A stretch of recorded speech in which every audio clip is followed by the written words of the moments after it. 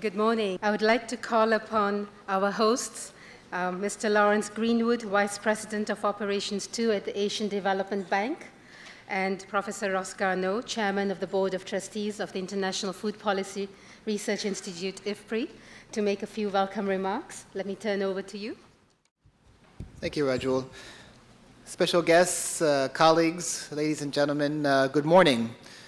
First, let me thank you for braving not one but two tropical storms to be with us here this morning, and also to ask your forbearance to put up with the inconvenience of the storms. In fact, we very much need the rain here in the Philippines. We've had a very dry summer, and while we would have preferred that the water was spaced out a little bit more than it has been, it's nice to have the rain.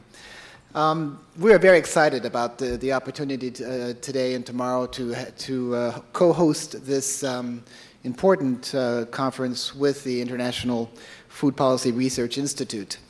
This is clearly a critical issue that we are to discuss in the next 2 days.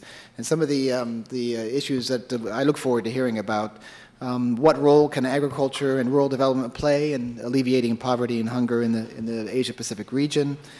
What are the emerging trends and challenges in agricultural and rural non-farm activities?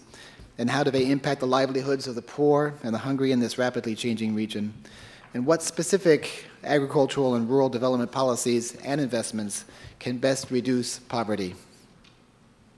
Now, despite the rise of the Asian megacities, such as the one that we're in today, and the ones that we all tend to live and work in the region, we cannot forget that the Asia-Pacific region is still primarily rural, with 2/3 of the population living in rural areas. That's only slightly less than the share of those living in rural areas in sub-Saharan Africa. 75% of Asia's poor live in those rural areas, making poverty in Asia largely a rural phenomenon. Now, in the recent past, the magnitude of poverty, including rural poverty, has decreased rapidly. Between 1990 and 2003, the region saw a decline in the number of poor by around 300 million. However, progress has been relatively uneven. The lion's share of that reduction in poverty, as we all know, has taken place in the People's Republic of China, to a slightly lesser extent in Southeast Asia, but not so much in South Asia, where the numbers of rural poor have decreased only marginally. Now, one key to the economic success in East Asia, and particularly the PRC, has been the success of boosting our agricultural productivity, and through a number of reforms, including allowing farmers to sell their surplus in an open market, liberalizing those markets, and promoting rapid technological change. And in virtually all cases, agricultural growth was in fact the precursor to the acceleration of non-agricultural growth, very much in the way that agricultural revolutions predated the Industrial Revolution that spread across Europe in the late 18th and 19th centuries.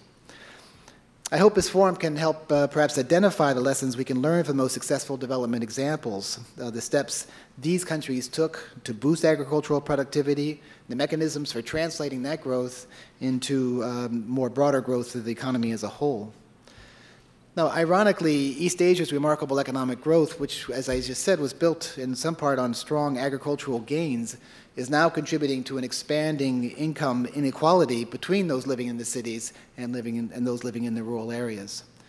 And this growing gap is not economically nor politically sustainable over time.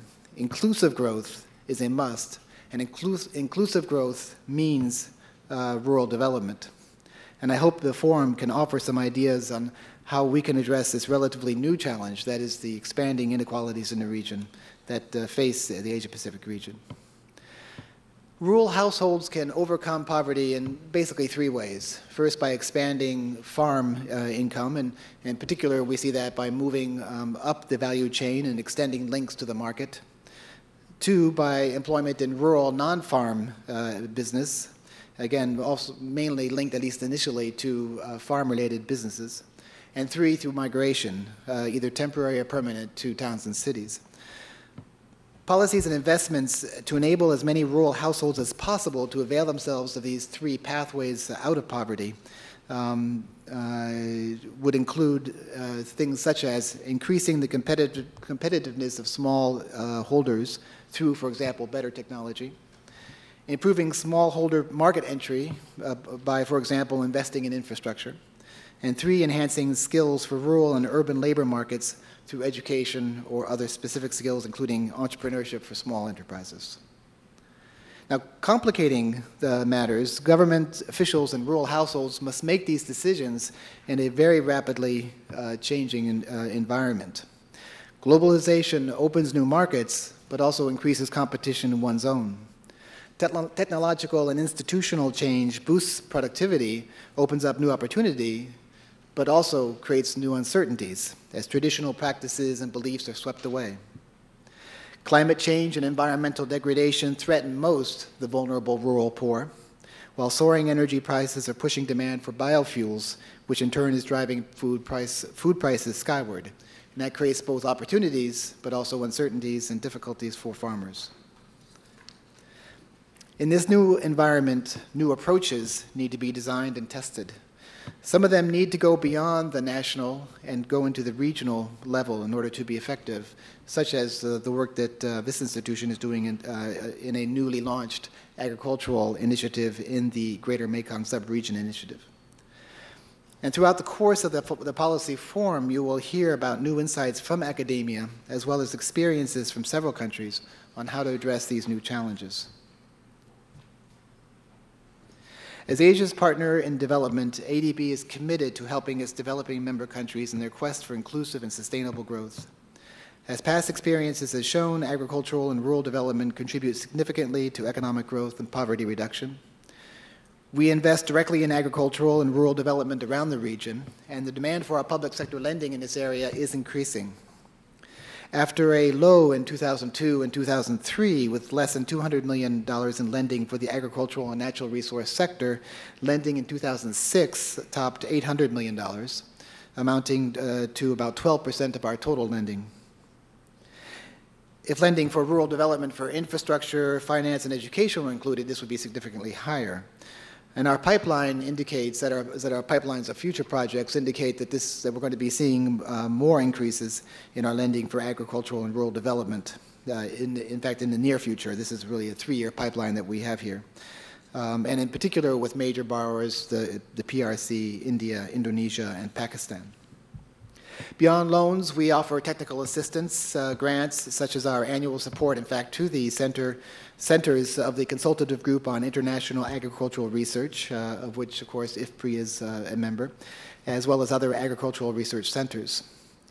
In 2006, we decided to support a project proposed by IFPRI, which is in part providing the funding for this week's policy forum, and will also support the global conference on taking action for the world's poor and hungry, which will take place in Beijing this October. We're very pleased to have the opportunities to support this important event that we believe will provide a platform for exchanging insights and experiences and contribute to the development of more and stronger partnerships to support growth, prosperity, and greater poverty reduction in the Asia-Pacific region. So again, thank you for your attention, and I look forward to a very fruitful and productive conference. Thank you.